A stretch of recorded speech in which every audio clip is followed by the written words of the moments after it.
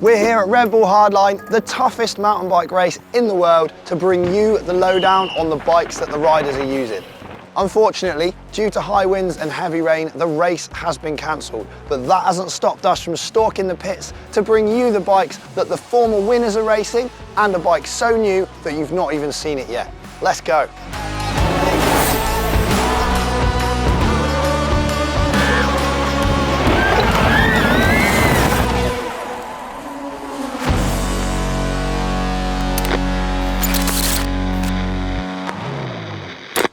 Jono, how's it going? Good to see you, as ever. What's your job here this year? Because I understand you're not racing. I'm not lining up for finals, but I have been riding and sort of bringing an insight from the track with the riders. I was injured last year and there's a few features that were new that I didn't get to do. And I was desperate to do them, so I ticked them off yesterday and now we're hanging the bike up, bringing some more of the media side of the event. But I think next year I'll look to race it again. I'm pretty jealous of everyone that's sort of doing full runs now, despite what the weather's doing. Tell us what you're riding today. So what's this you got here? So it's my Propain Rage. It's set up how I'd normally have it set up in terms of components. I haven't changed anything, but everything's rock hard.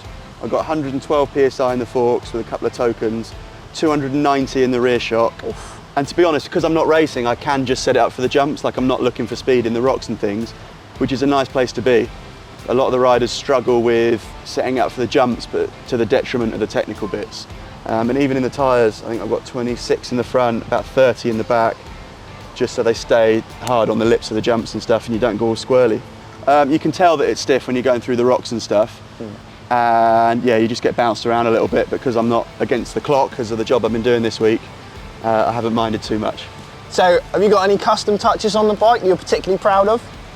I'm just proud of the bike generally, I'd say. Got full downhill casing tyres, don't run inserts ever, really. I know a lot of riders do at the moment. It's all ceramic coated, which is nice, so it's easy to clean. But in terms of components, it is honestly as I'd normally run it. You can see probably from there, my seat slid all the way forwards.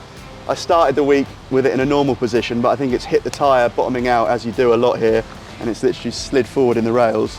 I'll probably leave it there, because it'll be bottoming out in the future. You bottomed out that hard? I definitely did, yeah.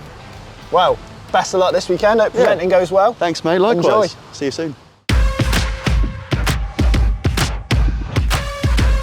Right, Adam Brayton, what bike are you riding here? We are here on a NP1 Nukeproof Dissent carbon downhill bike. And I see you've got the tyres of choice. What are you running on this? Yeah, currently got the wet screams on, Old Faithful. Obviously cut down a little bit, slightly more in the middle. We've left a little bit more on the shoulder just to hopefully dig in on any of them loose off camber sections. And plus a mudguard, so you're fully prepared for the weather. Yeah, we've got the Crud XL on the front, which is absolutely essential today, and that thing works unbelievable, so I don't have to worry about my vision the whole way down. Have you got any custom touches on the bike you're particularly proud of? To be honest, mate, she's pretty much stock. I mean, you could almost buy every item on this bike off the shelf, which is pretty cool. So yeah, nothing too fancy, keeping everything simple, and less to go wrong then. And have you done anything different from your setup to set up specifically for Hardline? Yeah, obviously we just generally go slightly harder on the suspension and slightly harder on tyre pressures than I would normally run. There's a lot of G-forces obviously on the bigger jumps, especially the metal ramps, so just try and have a bit more support on them, and then obviously for the big landings you need a bit more ramp up. So we've added a token, gone up 50 pounds in the spring in the rear and 10 PSI in the fork. Right, is there room in there for one more? My decks are in the back, maybe. Should be able to squeeze in. Thanks, mate. I'll come round now. Come round the other side.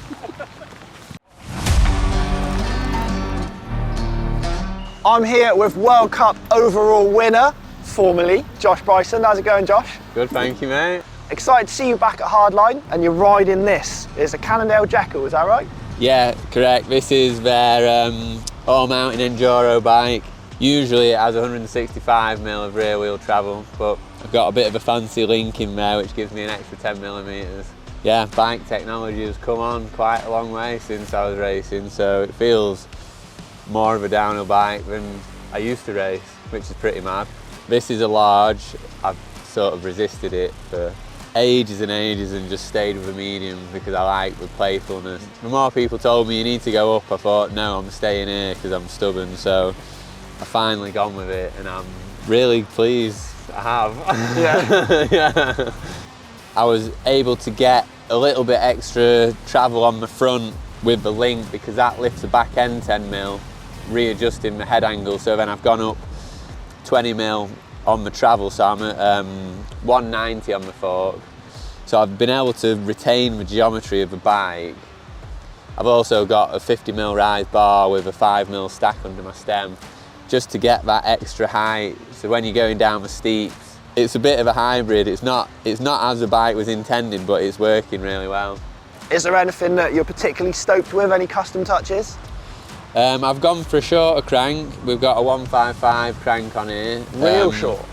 The stability of having your feet a bit closer together, it kind of adds agility back to the bigger bike. I've got a 220 front rotor as well, like e-bike spec. Yeah. These Formula brakes are mega sharp anyway, but once I'd tried a 220, I was like, there's no way I'm ever going to ride anything else because that's just like mega strong and mint. So. And you've got the wet tyres on now. Is that what you've had on throughout the week? No, it isn't. Typically, I run a shorty on the front anyway, year round. On my downhill bike, that's kind of just what I do. And then I've been using a minion front on the back all week. But there's that one particular section where you come off a big drop and it's just brake for your life. And I thought that would have a bit more purchase. Now it's quite wet. Sick. Yeah. All right, well, best of luck up there. Enjoy it. Thank you very much. I'm here with two-time Red Bull Rampage winner, but first-time hardline rider, Kyle Strait. How's it going? Dude, it's been going pretty amazing. You know, I didn't really know what to expect. I've seen it a lot of times on TV, but you know, it's wild for sure. I knew it was going to be completely different, and I expected some rain, but we've been getting quite a bit of rain. And how have you been enjoying the track? It's awesome. You know what? It was really tough, especially in the beginning. Just like all the riders that have been here before, they're running at such a fast pace. You know, being comfortable with each section in between, and then also the features themselves. So I had to really be on it and keep following those guys down. But it's been really great, and I've been stoked to be able to hit all the features so far. And can you tell us about the bike you're riding here this weekend? Yeah, the bike I'm riding. So this is a Vitus VT01. It's a prototype. I've been on it barely 2 weeks. And it's been amazing so far. I've been trying different settings the last few days, and then have pretty much a dialed setup for this event. So it's brand new. We've been testing it out. Started testing about, I think it's a 470 mil reach, and just before I came here, I threw in a 6 mil further reach, 6 more reach, and so I'm feeling like it's pretty dialed here. We'll see what happens when I start doing a little more free ride side of things, but it's nice to be able to have that adjustment in there. Have you got any custom parts that you're particularly proud of on this bike? Yeah, for sure. I mean, I'm lucky enough to work with a lot of great companies. So I mean, let's see, the tires are kind of, I mean, everything's kind of hush-hush really, but tires are prototypes. The fork is something we've been testing the last little bit here, and that thing's been insane. Obviously, as we talked about the frame, what else we got on here? I'm pretty stoked on those hubs. I knew we were going to be a raw frame, and so I kind of went with an Onyx that was like a white, but like a damaged looking white. So it looks kind of insane. You know, I got my standard meaty paw, big oversized grips on here for me. Yeah, the pedals. Pedals are a new one for us as well. They're Sensus pedals. And this is our entry level kind of ish, if you could say. Yeah. And you know, I kind of expected to be like getting squirrely in all the squirrely rock sections here and bashing them on the ground. So I was like, maybe I'll run the cheaper ones. I was like, so yeah, I've just been having fun out here, and it's been a wild experience for sure, and it's been rad. Okay, and then to set the bike up for the track, have you taken your settings you'd usually use and then make it more friendly for muddy downhill courses, or have you tuned it more for the big jumps? Yeah, I've kind of started at what I thought was like a good starting level, and from there I've basically, you know, I've probably gone up 25 psi in the fork, and then another 50 in spring rate in the shock. Quite a big jump. Yeah, and so it's like I really wanted it to, because I figured I would struggle in those rock sections. You know, because it's been so long since I've done, you know, that type of downhill technical section. So I was like, okay, I'll figure I struggle in here. So I've just been tuning it as we've been going through practice, and so far I feel like I really got good setup. Fantastic. Well, thanks for taking the time to talk to us. No problem. That's fun, isn't it? I'm here with former World Cup downhill winner and Red Bull Hardline commentator, Rob Warner. All right, How's it Will, going, Rob? how are you, mate? All right. Very well. So, have you been riding the Hardline track this weekend? No, funnily enough, I haven't gone anywhere near it with a bicycle. It's actually scary enough to try and walk down sections of it. So yeah, not for a bike for me, no. So this is your weapon of choice this weekend. This is my perfect get around the mountain and see whatever I want to see, whenever I need to see it. Bike. This is like probably the best thing about being at Hardline for me is the fact that I get to tear all around the mountain all week. No one bothers me on my 125. Yeah, and she fits me like a glove. Perfect. I mean, this is my favourite, probably my favourite motorbike. It's just fun. Big Shall I statement. start up? Yeah. Oh yeah, sick. Do you want me to try and wheelie down the hill for Yeah. you? This is where things go really badly wrong.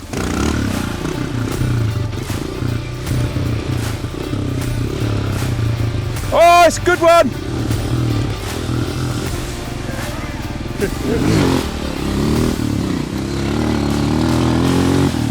I actually could have gone a lot worse. Quite pumped with that. Thanks for joining us, Rob. Is that the end of it? Yeah. Bye.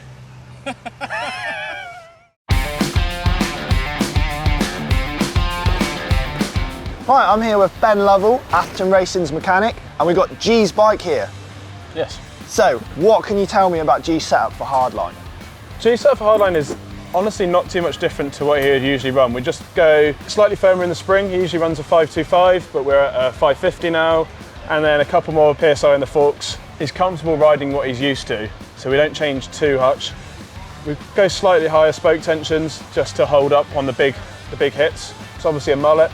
What size frame does Gee run? So obviously we don't do medium, small, larges, that sort of thing. It's a 470mm reach with a 450 rear end. Slightly smaller bike than what you'd kind of expect someone of Gee's height to be riding, just because he likes to have the front wheel a bit more underneath him as his riding style is off the back of the bike. And are there any touches on the bike that you particularly like? He's got his signature on his brakes, it's pretty cool, and the Hayes Dominions. He's got a little Gee Atherton signature that they etched in there for him. He runs little 5mm stem spacer. We like to keep the head angle at 63 degrees, just because we've proven that that's how the bike works best, which keeps the bottom bracket height at the right height. So then rather than pulling stanchion through and changing the geometry of the bike, we just play around with stem spacers, bar height, bar roll. He's quite far forward bar roll, bit of Dan Atherton influence there. Cool. Free ridey style. Can you tell us anything about tyre pressures or inserts? How does Gee get grip on this track? Yeah, so Continental Crypto, super soft compound. We don't run tyre inserts. Don't need them. With these rims and these tyres, not even at like Fort William or Montsinam will we ever run a tyre insert. I've taken them out of my workshop now, we don't even have any. He runs 25 PSI in the front and 27 in the rear. Quite soft in the rear. I did sort of say, does he want to go up? But he said he's not getting any rim dings or anything, and it just gives him a little bit more braking confidence. Fantastic. All right, thanks for talking to us, Ben. You're welcome. Cheers.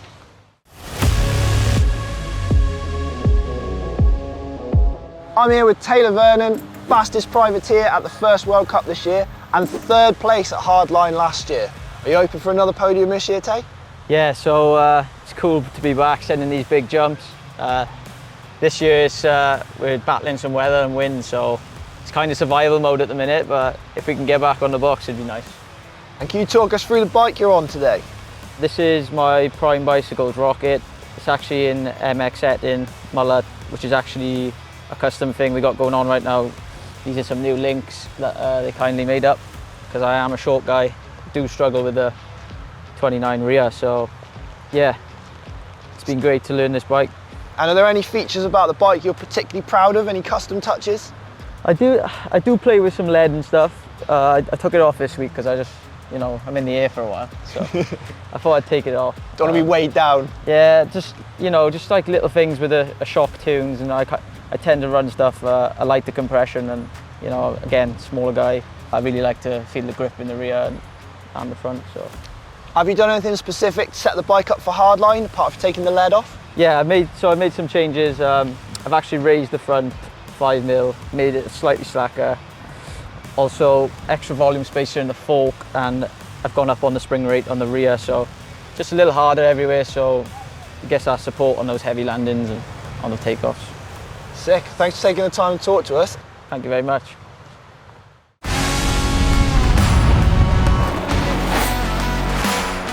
I'm here with 3-time Hardline winner Bernard Kerr. How's it going, boss? I've been better if I'm honest. It's not going great. Hardline just got cancelled. This is my new Pivot Cycles prototype Phoenix. It is a mullet, and I've actually changed it more than usual, I think. I normally have 230 PSI in the shock, and we went to 245 this week. Barney put a couple of clicks of, I want to say compression. I just trusted him. He watched me. He's pretty good at it. He's like, oh, I'm going to do this. I was like, sounds good, mate. So I think it had more compression as well. The fork normally has 90 PSI. We went up to 92, but I think everything else stayed the same in there. We chucked the Conti Argo tire, which is like the intermediate tire on at the start of the week because it was soft, it was kind of wet anyway. And we ran that all week. It's been unreal. Literally same set of tires at the bike park last weekend and this week. So firmer on the rear. Firm on the rear, firm mud on the tyres. fork. Yeah. Kind of like intermediate wet tires. And how does this bike differ from the production bike you've been on in previous years? It's a different size. It's got a mullet, which is pretty different. I've never had that before. So is it longer? Hard to say, really, mate. Oh, secret, Hard right? to say. How much travel's this got? Hard to say as well, really. Ah, secret again. Right, okay. I can run my seat way low, which is cool because of mullet wheel, and I like having the seat out of the way now. There was like a trend with, I don't even know if it was like Sam Hill, Brendan Fairclough and everyone, when we used to look up to Brendan, not anymore, sorry mate, that we all had our seats higher and we thought it was cool and you could seat bounce and it looked steezy, and it's actually really annoying, gets in the way, so it's really cool I can have my seat low on this, and it's a WTB gravel seat, believe it or not. No way. But it works really good, and it's short at the back or something, and it's got this cool gap in the top, and it's a really sick saddle. And it's comfier. Like traditional downhill saddles aren't comfy, but they're small out your way. This is small out your way and really comfy, so it's a win-win. Nice one. That's pretty cool. Thanks for taking the time to talk to us, Bern. Easy boys, no worries.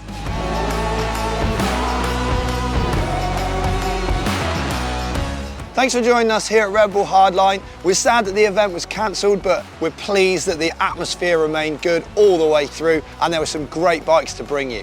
If you enjoyed this video, don't forget to give it a like, and please subscribe to BikeRadar for more videos from your favourite events.